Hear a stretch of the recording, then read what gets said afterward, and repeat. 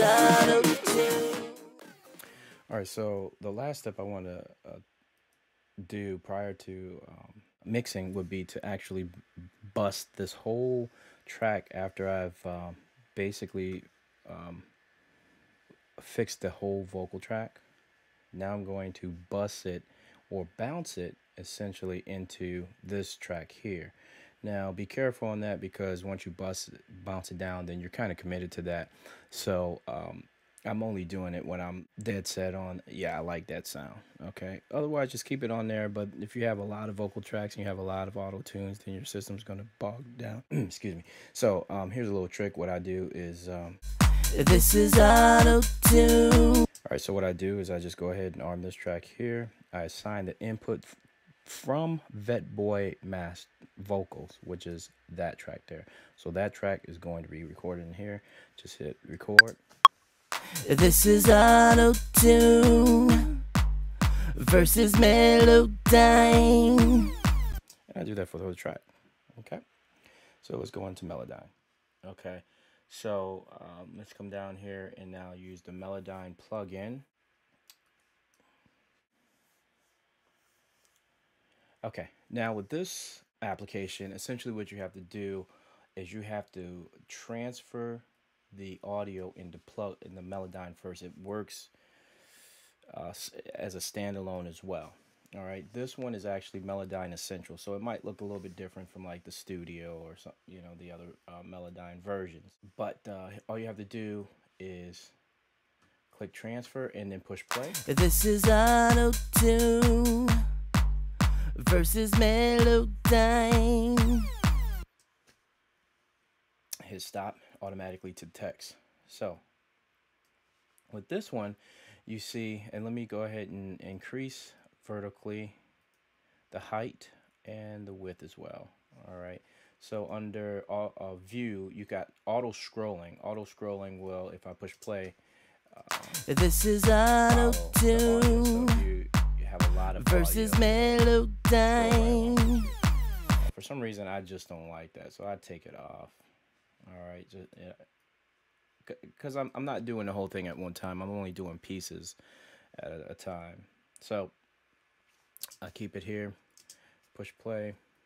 This is Autotune. And then it tells you the amplitude and the pitch. All these little squiggly lines here are the pitch that the note is supposed to be hitting. So if I come over here to edit pitch, just double click this. You can see in the background these little darkened squared boxes, gray boxes. That's saying, hey, this is where the note's supposed to land. All right, so you can correct them all at one time by selecting all. All right, I select all first. I go to correct pitch, and you can see everybody snapped to where it's supposed to go. Push OK. Let's listen to that. This is Autotune versus Melodyne. Not bad, okay? However, this is another way to do it if you want to be just a little bit more precise. Let's zoom in on there, and you see, double click on this guy here. What I do is I click off this guy, and then I click on each individual note. I'm double clicking. Because you see this guy up here, I don't know why he was way up there, but let's put him where he's supposed to be. Double click that one, double click that, double click that, double click that, double click that, double click that, and double click that. Okay, now let's listen to that. This is Autotune versus Melodyne. This is Autotune versus Melodyne. All right. I should have told you first, we should have went over here to settings and actually found the scale, right? So this is supposed to be done in E flat minor, which is this. So for this scale, we're going to do E flat, which is actually D sharp. All right, D sharp minor. Push OK now. Now let's listen to that. And this guy here, let's put him where he needs to be, which is here. Okay, let's listen to that now. This is Autotune versus Melodyne. All right, so that's a lot better.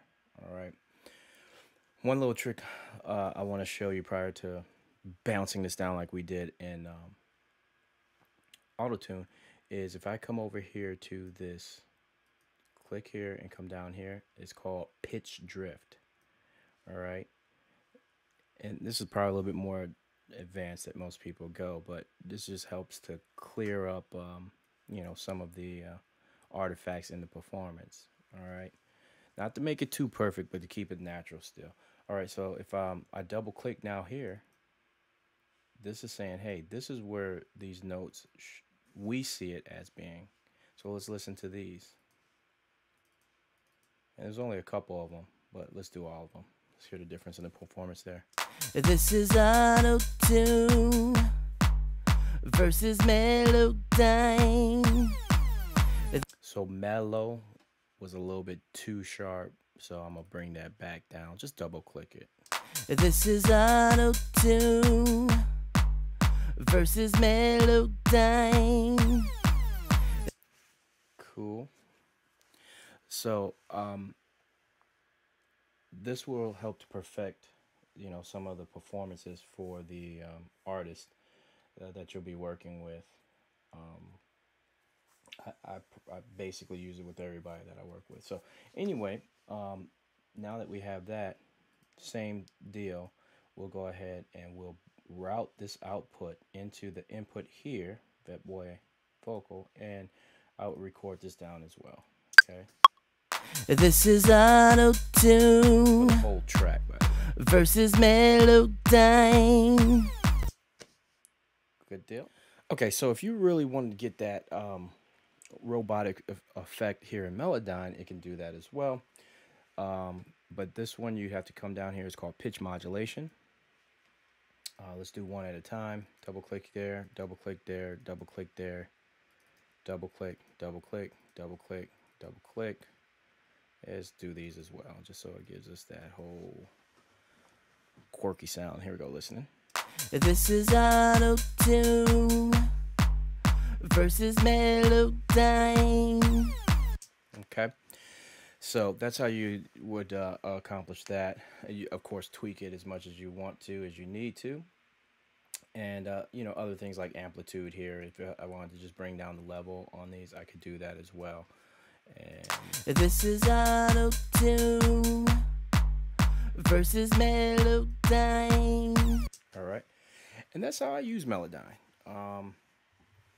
Normally, I'll keep it more organic with the Melodyne plugin and more robotic with the Autotune. But like I said, you can interchangeably use them both for however function that you need it to operate. All right. And so that's my tutorial on Autotune versus Melodyne. Please leave some comments. Please share this video. Thank you guys very much. See you on the next tutorial. This is your boy Ricciano Lumpkins, aka the Vet Boi. This is Autotune versus Melodyne.